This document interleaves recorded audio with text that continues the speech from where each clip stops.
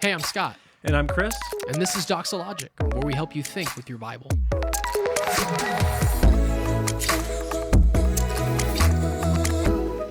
You guys, I really like this next question because it could go a lot of different directions. Those are the best. What does a pastor's day look like? Oh man, I don't do much. Yeah. To think about. Finally, the truth comes out.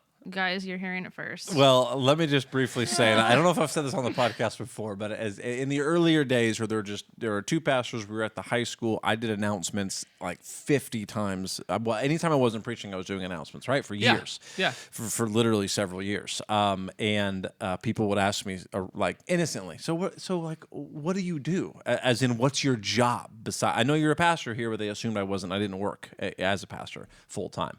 And I started to say, at first I would defend myself, and I'm really busy, I promise. You know, you just can't tell. You know, and then I started saying,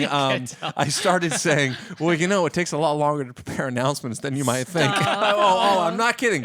Dozens of times. Line. It takes a lot more than you might think to prepare Oh, man. 5 minutes of announcements. But anyways, for real though, it is so diverse. Oh, yeah. There is. I'll go first just to say it depends on what you want me to say by way of how do I try to structure my days. I lean more toward high organization than I do toward free flowing. So how I try to structure my days in terms of meetings I'm doing, projects I'm working on, study that needs to be done, etc. Right, moving things forward. I'm the ministry development pastor, so need to create space on my calendar for like thinking through things and developing something. But then there's how the day actually goes. Yeah. And that's not to be complaining. It's just to say there are needs. There are staff needs. There are volunteer needs. There are so many needs that people have. And then there's emails that come in that sometimes need immediate attention and things like that. There's urgent pastoral meetings that might happen amongst the staff internally or might take me outside the office and things like that. So it's I'm a pretty structured person. I'll say one more thing. I at the end of each month, heading into the next month, I try to look at the entire month and say, what are the things I'm responsible for? What are the big things? What are the unique things? I have weekly things, monthly things, quarterly. What are the unique things this month for me? Am I preaching this upcoming month? Am I teaching somewhere else? What am I doing? Am I working on a big project? And I try to portion out, not down to the minute of every day because I need flexibility, but I try to an entire month to make sure I'm getting the most important stuff done. It's some of the answer of what I do. Yeah. So, Scott. Yeah.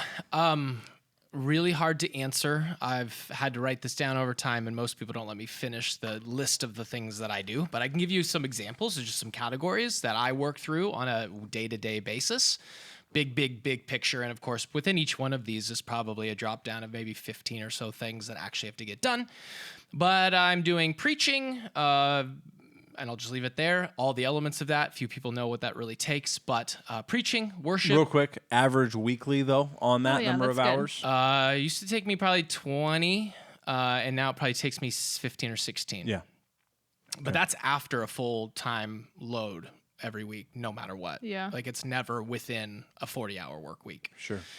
So preaching, I deal with worship, emails, meetings, staff, elder prep, pastoral development, which I do try to work on, calls, pastoral visits, weddings, funerals, missions, scheduling, vision, planning, writing, dinners, assimilation, doxalogic, document reviews, internship, other study, prayer, miscellaneous event attending, and underneath each one of those is about 25 different things that I do.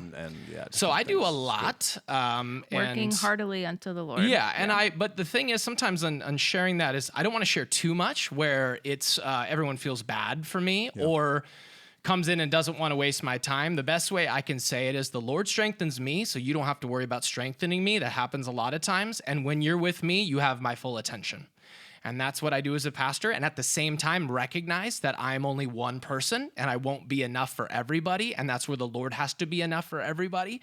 But the pastor is given certain primary responsibilities: lead, feed, protect, correct, amongst those key things. And I'm trying to do that and trying to equip a church body with leaders and staff, to be able to encompass what is an ever-growing church with complexities, and then ambition to hopefully humble ambition, but mission-minded ambition to continue to stretch beyond. So I have a fat list on a shelf, if you will, that as soon as I get freed up, I pull the next thing down and we're on to the next thing. So it's active. Yeah, pastors' days are diverse, you guys. Not anyone looks the same as another, I'd say. Yeah, it's a good question, and you would get a variety of answers from the pastors on our staff, all of whom we would defend, heartily that they work so hard and are so grateful Super for the faithful. outpouring of ministry in a variety of ways. Yeah. You've been listening to Doxalogic, a podcast by Doxa Church in Rockland, California. To learn more, visit us online at doxa.church.